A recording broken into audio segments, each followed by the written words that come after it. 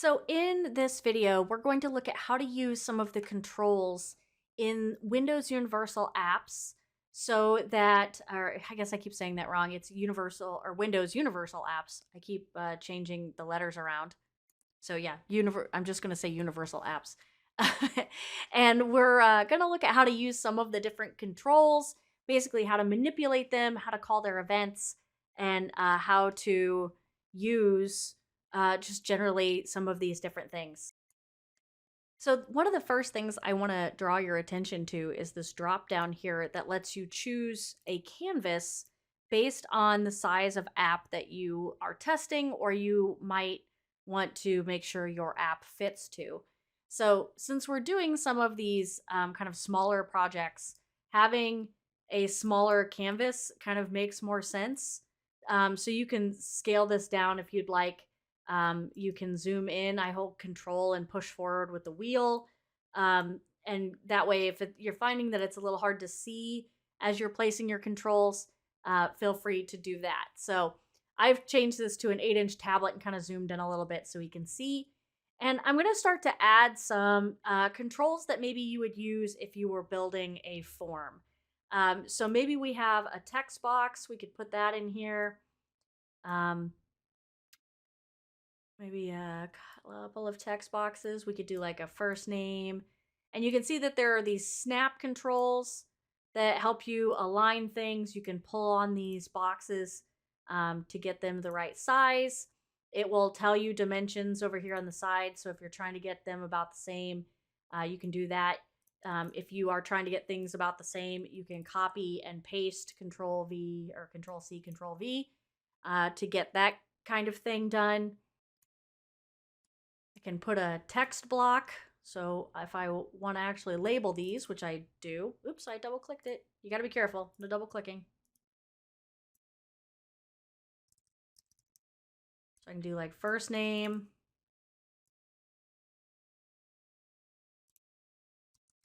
last name. And if you double click and it generates these events for you, it's fine. It's not a big deal. I can show you how to remove them if you want to remove them. So we could add a couple of text boxes. We could add some other different types of controls, like let's see, what do we got? A combo box. So we could ask our user to make a choice about something. Let's say they're registering for an event. Let's say dinner option. We're going to ask them if they want the chicken or the fish or something like that. Now, when you're working with controls, you'll often see this light bulb pop out. You can hit this menu and get all kinds of cool properties about your item. So if you want to manually change heights, borders, fonts, all kinds of stuff in here. Now, generally, we want to give controls names because that's how we will reference them in the code. So I'm going to name this one dinner option.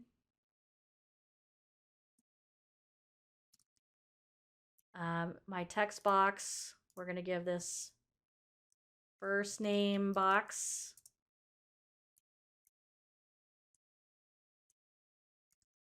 Last name box. So we don't necessarily have to always label all of our controls, but the ones that you might want to reference in code, like to get data out of, you definitely want to give them names.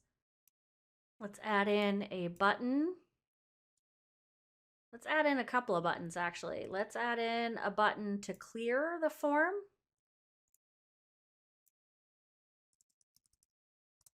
So we'll name this clear button, and we'll create a submit button.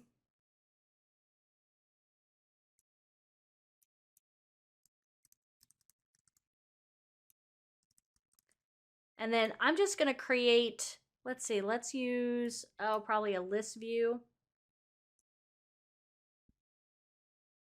Is that the control that I want? Nope, it's actually down here under other controls. It's list box. Oh geez, it just like slapped that whole thing down here. It tried to take up the whole screen. All right, we'll put it like this. Okay, so basically what I want to do here is we're going to look at how we can type in these boxes. Oh, and I was going to show you. So by default, it has this text box in there, which is probably what you don't want. So you can go in there and just take that out so it doesn't say text box. So they're going to type their first name, their last name. We've said dinner option. We're going to load this combo box. If they click clear, we're going to remove what they've put in here. If they click submit, we're going to gather this information and display it over here in our list box, which I probably need to name.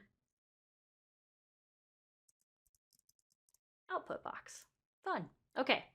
So because this starts to become really unmanageable, usually what I like to do is build my layouts and kind of do this part, and then I can, dump some windows and pull some things up and kind of rearrange my layout so that I can see what I'm doing.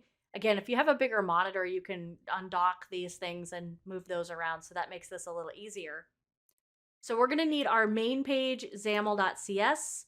And before I do that, let's go ahead and create our events so that I can quit moving this around. So we're going to double click our clear button, double click our submit button so that we get those events. I told you I'd tell you how to remove this. If you just delete this like that, usually your application will break. So because these event handlers are referenced back here in the XAML, if you take it out, you'll start to get this, hey, like what happened to that changed event that you deleted in the code. You actually have to go to the control in question, which in this case, I believe was one of my one of these boxes here. What was the name of it? Text blocks selection changed. And remove these references. So it's kind of a two-step process if you accidentally double-click those event handlers, and you could just leave them alone. If you wanted to leave them in your code and leave them alone, it just starts to look very clunky if you have lots of them. So you can always go back and remove it. Just remember you have to remove it from the CS and the XAML. All right, so let's set up what we need to do to bind our combo box.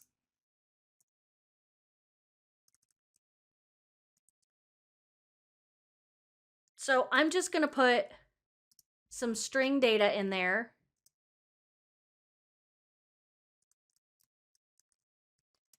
I'm going to name it dinner options. And so this observable collection is a lot like a list collection that you maybe have used before. You notice the syntax of creating this is very similar. But an observable collection, you can see, represents a dynamic data collection that sends events when it changes. So if you're using your code and let's say we wanted to add things dynamically to the combo box as your application is running, if you modify dinner options, it's going to raise an event that automatically adds it to the list in the collection. So, basically kind of handles taking care of making sure those items get into the list for you. So we're going to add things to our dinner options collection, which again looks a lot like a list, right? This is the same way you would do this. So let's say chicken. We'll have a beef or steak, sure. And a vegan and a vegetarian. This is a very fancy whatever it is that we're building here. It's a very nice wedding. You can tell me if I spelled vegetarian wrong. All right, so we declared this, we filled it with things, but we've kind of got one more step of telling the combo box that it exists and it needs to listen to this list.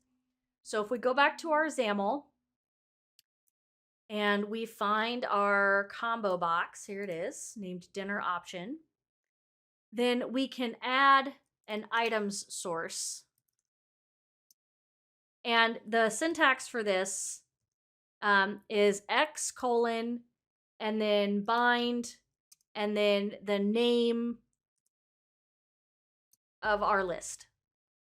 So X : bind says attach this item, this list to the combo box, and this is the list I want to attach. Very easy. Okay, so let's take a look at what we want to do, how we can get the data out of our XAML items that we've created. So we're going to want to get We'll get the first name, we'll get the last name from the text boxes, and we're going to put these into variables. And to reference a text box, we use the name. Again, that's why we gave them names. We talked about, that name property is important because that's how we're going to reference it in the code. First name box dot text property. The text property contains whatever the user has typed in there. So we'll get the last name, and then we'll get whatever they've selected in the combo box.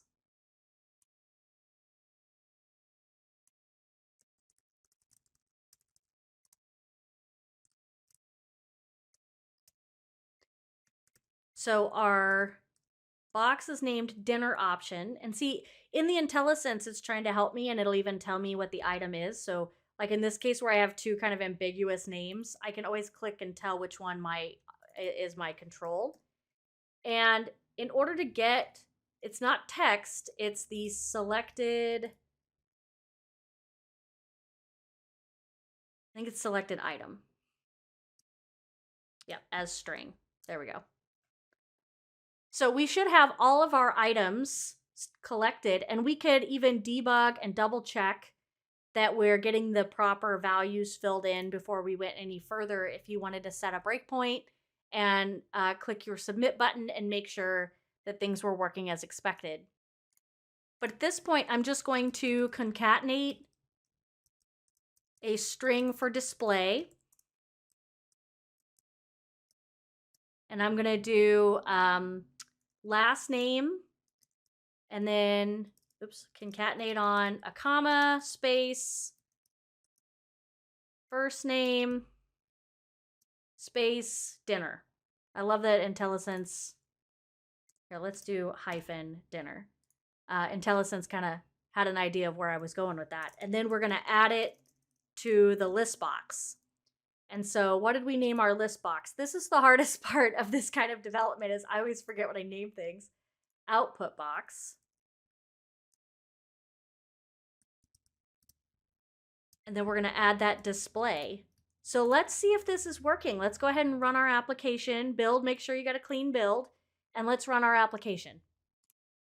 Okay, so here we are. Here's what we built. I'm going to put my first name and my last name, whatever you want to type in the box. Here's our list of items that we loaded in. I'm going to say I want the chicken, and I can submit. And then I should get last name, comma, space, first name, hyphen, chicken. And I could do this multiple times and test things out here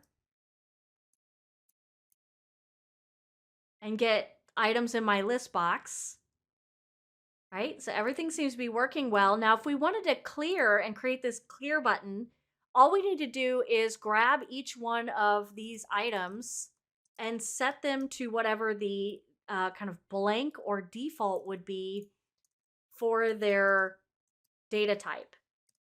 Now, in the case of the combo box, we can't really reset it back to anything, but we could then just set those text boxes to empty. We could set the combo box to, as it starts, it just has like this blank first option. We could do that too.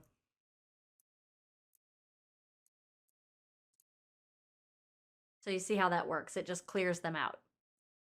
So this has been a little introduction to how to use some of the different controls. So as you look through maybe the documentation, or you're curious about some of the controls that you're seeing in the toolbox, you can always look up on learn.microsoft.com some of the, these different controls. It gives you samples how to use them, what property do I need to get this item out of this control, or to load something into the control, or something like that. So you can always find lots of good resources in the documentation. And so I hope you've enjoyed this. We're going to take it a little further in some other videos and kind of look at how to use these apps a little differently. But this has been a good start.